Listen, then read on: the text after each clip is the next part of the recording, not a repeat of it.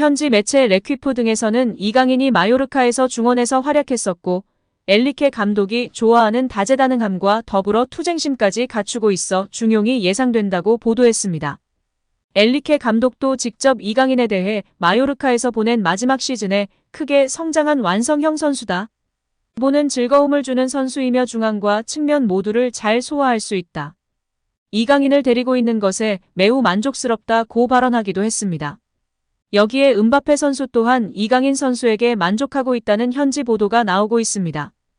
프랑스 매체 레퀴프는 훈련 세션에서 이강인과 호흡하는 음바페의 표정이 밝고 친밀하게 지내는 모습이다. 자신에게 적절한 타이밍과 코스로 볼을 배급해주는 선수로 인해 만족해하고 있다. 실제 경기에서 어떠한 모습을 보일지 두고 봐야 하겠지만 현재로서는 둘의 호흡은 매우 좋아 보인다며 보도했습니다. 파리 생제르맹이 공개한 훈련 영상에서도 이강인과 음바페, 덴벨레의 호흡이 좋아 보였는데요. 자세한 소식 풋볼픽과 함께 알아보도록 하겠습니다. 프랑스 프로축구 리그앙 파리 생제르맹에서 뛰는 이강인이 중원에서 플레이메이커로 뛸 가능성이 있다는 얘기가 나오고 있습니다. 그만큼 이강인의 잠재력이 크다는 평가가 많다는 뜻이기도 한데요. 프랑스 매체 레퀴프는 16일 PSG가 여전히 창조적인 미드필더를 찾고 있으며 여의치 않을 경우 이강인이 중앙 미드필더 옵션이 될 것이라고 보도했습니다. 이강인을 윙어로 생각하고 영입했으나 플레이메이커로 활용할 가능성까지 염두에 뒀다는 것인데요. PSG는 이번 여름 선수단을 대폭 개편했습니다. PSG의 움직임을 살펴보면 몸값이 비싼 슈퍼스타를 모으기보다 젊고 유망한 인재들 위주로 선수단을 꾸릴 생각인 듯합니다. 세계적 스타인 리오넬 메시와 네이마르가 떠났고 킬리안 음바페도 1년 안에 떠날 가능성이 큰 상황입니다. 새로 영입한 이강인과 곤살로 하무스는 21살입니다. PSG가 창의적인 중원 사령관을 원하지만 생각처럼 영입 작업이 쉽지 않다는 게 문제입니다. 맨체스터 시티의 베르나르도 실바, FC 바르셀로나의 일카이 귄도안 등의 이름이 오르내리지만 모두 팀에서 입지가 탄탄한 데다 B클럽들이어서 핵심 자원을 쉽게 내줄 리 없습니다. 음바페가 직접 베르나르도 실바 영입을 요청했으나 이행되지 않고 있는 사실이 증명되고 있죠. 결국 프랑스 스타들을 영입해달라는 요구사항은 이행이 되어 재계약 등의 문이 열려있지 않나라는 보도가 나오고 있습니다. 프랑스의 스타이면서 음바페와 절친한 사이인 덴벨레와 아직 입단하지 않았으나 이적이 유력한 무한이가 꼽히고 있습니다. 레퀴프가 제시한 대안은 플레이메이커, 전진형 플레이메이커 역할을 수행할 수 있는 이강인입니다.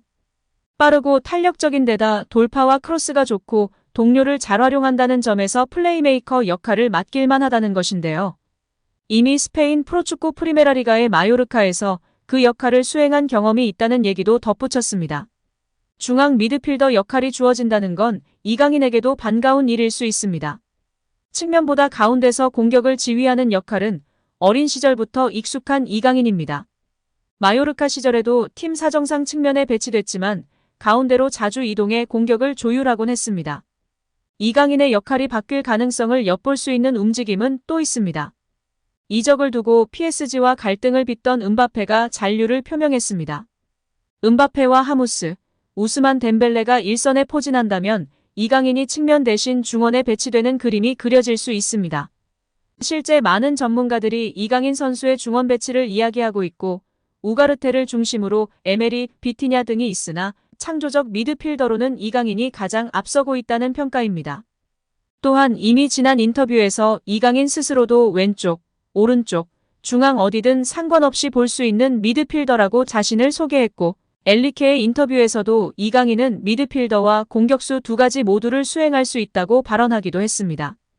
여기에 기존 파리 생제르맹에서 창조적 미드필더, 플레이메이킹 역할을 했던 베라티, 네이마르 두 선수 모두 팀을 떠났거나 떠날 예정이기 때문에 새로운 플레이메이커는 이강인 될 것이라는 예상이 지배적인 상황입니다. 현지 매체 르 파리지앵도 이강인이 PSG 미드필더 역할을 맡게 될 것이라며 이강인이 전과 다른 포지션에서 뛸 것이라고 예상했습니다. 이 매체는 파리는 현재 팀을 떠날 것으로 보이는 마르코 베라티의 대체자를 구하고 있지만 쉽지 않은 상황이다. 베라티가 떠난다면 내부에서 해결책을 찾을 것이라면서 PSG는 이강인의 다재다능함을 눈여겨보고 영입했다. 최근 몇 시간 동안 PSG 내부에서는 이강인의 창의성이 발휘될 수 있는 3인 미드필더 기용 가능성에 대해 논의가 이뤄졌다고 전했습니다. 이강인이 중원에서 뛰게 되면 빼어난 개인기를 앞세운 탈압박과 정확한 왼발킥과 패스의 장점이 더욱 부각될 수 있는데요. 르 파리지앵에 따르면 PSG 내부에서는 상대 수비와 미드필더 사이 공간을 침투하는 이강인의 움직임을 높게 평가하고 있습니다. PSG는 프리시즌과 리그 개막전에서 창의적으로 중원에서 경기를 풀어갈 미드필더의 부재를 느끼며 답답한 경기를 펼쳐나갔습니다. 이강인이 중원에서 합격점을 받는다면 측면보다 더욱 경쟁력을 갖게 될 수 있다고 보는 견해가 주를 이루고 있는 상황입니다. 이강인의 중원 활용은 당장 20일 펼쳐질 툴루즈전부터 볼 수 있을 전망인데요.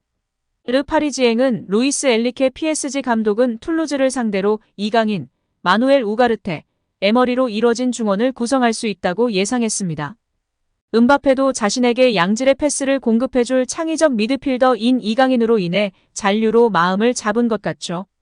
공개된 영상 속에도 이강인과 음바페가 친밀하게 이야기 나누고 전술적 대화를 주고받으며 진지하게 훈련하는 모습이 많이 포착되었습니다. 이 둘을 바라보는 캄포스 단장과 나세르 회장도 포착되었습니다. 나중에는 따로 엘리케 감독이 음바페에게 주문하는 등 진지하고 열성적으로 전술훈련에 임하였는데요. 파리 생제르맹의 유일하고 가장 독보적인 창조적 미드필더인 이강인 선수이기 때문에 음바페도 만족스러워하며 자신에게 양질의 패스를 공급해줄 거라는 확신이 있는 것 같습니다. 프랑스 매체 레퀴프는 엘리케는 공격진의 추가 영입과 미드필더진의 창조적인 역할을 할 수 있는 미드필더를 추가하길 원한다. 그러나 상황이 여의치 않으면 이강인이 그 역할을 수행할 것이다. 이강인은 중앙과 측면 모두를 소화하는 활동 반경이 넓고 다재다능한 미드필더로 엘리케 감독이 좋아하는 유형이다. 무엇보다도 많이 뛰고 팀에 헌신하며 투쟁적인 모습도 장점으로 꼽히고 있다. 이강인은 중용을 받으며 더욱 성장할 것으로 기대받고 있는 선수 중 한 명이다 라고 보도했습니다. 국내의 축구 전문가는 엘리케 감독의 스페인 시절을 살펴보면 네임밸류로 선수를 뽑지 않았다. 자신의 축구 철학, 축구 전술에 부합하는 것을 가장 중요시한다. 그래서 리버풀의 알칸타라가 떨어지고 가비, 솔레르 등이 뽑힌 것이다. 엘리케 감독은 당연히 볼간수를 잘하고 탈압박에 능한 선수를 좋아한다.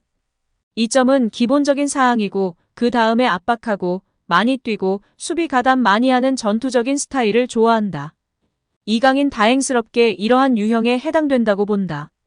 스페인 현지에서도 수비 가담, 압박 능력, 많이 뛰는 점 등을 장점으로 꼽기까지 했다. 단점으로 지적되던 부분을 장점으로 승화시킨 엄청난 노력과 재능이라고 생각한다. 이강인은 계속해서 성장하고 있다.